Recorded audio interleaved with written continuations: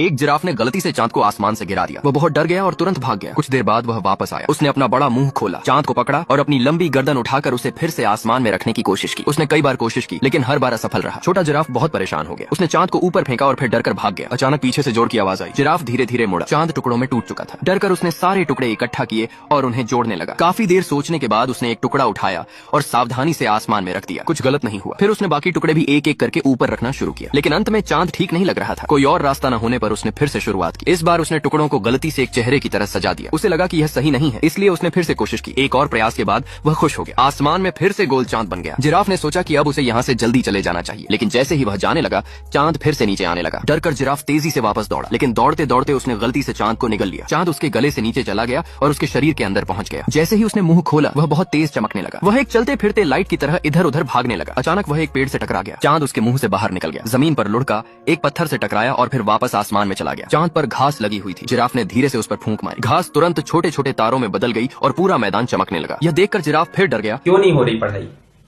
Exam बगल में आ गया है, लाइफ में कुछ करना है।